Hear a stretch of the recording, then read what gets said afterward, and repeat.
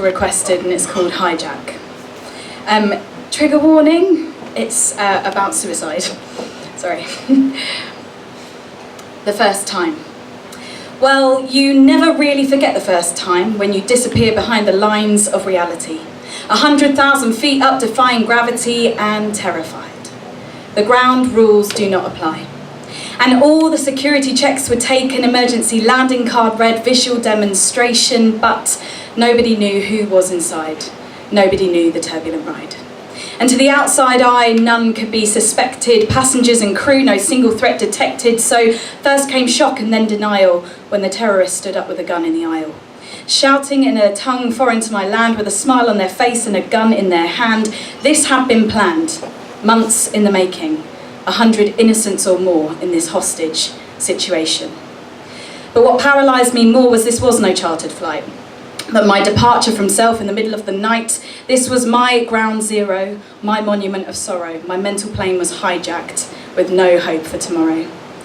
The terrorist was now bullying and urging, you're running out of time, with sleepless nights, no appetite, struggled so hard just to be, occupied by vacancy. I was already dying in this bottomless pit, being buried alive and not giving a shit. Then something inside of me finally snapped. I found my flicker of my flame and I planned my attack. Armed with faith therapy and my SSRIs, I looked my terrorist in the face and I decided my why I wanted to live, why I wanted to fly. So I speak for those under headstones that script, forever be loved, forever be missed. But on my headstone it will say this: did not negotiate with terrorists.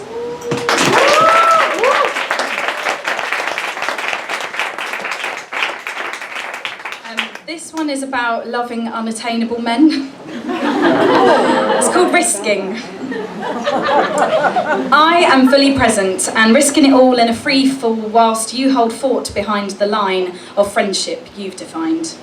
And the love of biblical proportions is first patient, not something I naturally possess, but embers stir within my chest and I find in places where I would have quit and run, I'm a little bit more undone.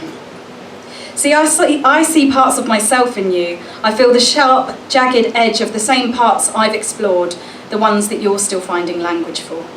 I see how you've retreated inside, the camouflage of just getting by, unscathed and unseen to so many degrees. But Sawubona, as they say in Zulu, is game over because I see you. I see you and I'm scared too. Your head is telling you all the ways in which this won't work. The break glass in case of emergency, but your heart, it beats in time with me. And I'm under your skin, running around your thoughts like Saturn's rings, and in the gravitational pull of this desire, you are ice and I am fire. And if you stay, even though you're not sure, I will watch you thaw. And never will my suitcase be left at the door. That, with the empty threat of leaving, that is trauma breeding. And I want you to see that that cycle ends with me, with us. The water of my spirit is still in your presence, and I become a lamb in pasture instead of the lion on guard because I had to be. You unlock the gentler side of me, and I know with every primal instinct you are safe, and I can tell you my truth. I don't have to hide with you. You value my offerings and confirm them in your generosity, and all I really want and need is your time. And you use words like priority and clear portions of your schedule for me. But we are just friends. And I laugh, because if you say it out loud, you might just be real. But you are here, and I see your pin on Google Maps, and you're holding your line from 3 steps back, and I know words have been empty and cheap, and people didn't value your treasure and looted your trove with their selfish agendas, so I won't say I love you, because that won't compute in your head, so I hide it in questions for you to find instead. Questions like, did you eat? What time did you go to bed? Did you return that parcel? Meet up with your friends? They may seem so insignificant and trivial and small, but I'm saying, here's my decision. I'm in it for the long haul.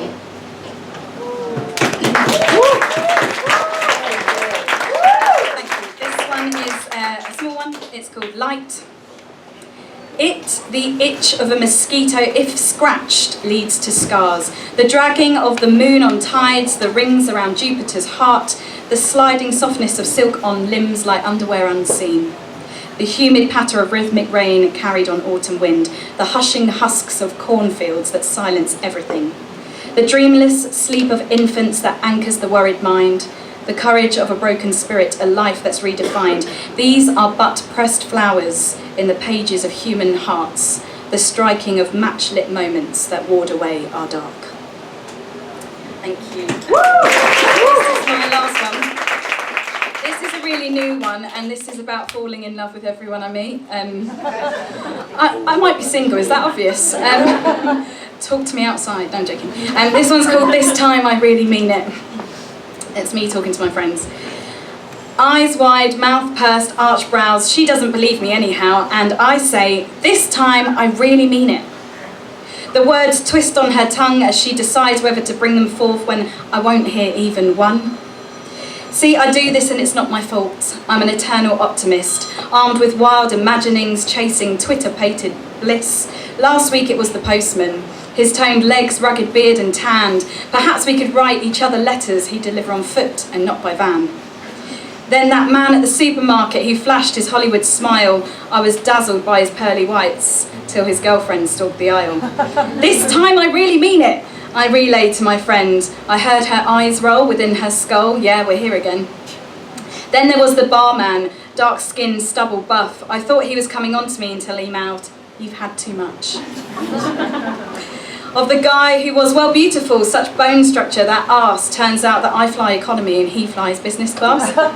And this time I really mean it. I can hear wedding bells chime. Of these fictitious possibilities, one of them must be mine. There was a time long ago when we were in college then, and I swore the one I'd married my best friend. And this time I really mean it. Butterflies flutter in my tummy. This one I could settle down with. I'm sure he doesn't need a mummy. Maybe it's just unfortunate, but bad luck, God knows. I've tried time and again. Then the words resurfaced, recently spoken to me. You only attach to unattainable men. At the time I laughed, ignored, dry heaved when receiving this untrue proverb. But they sat with me, these words won't leave until they knew they were heard.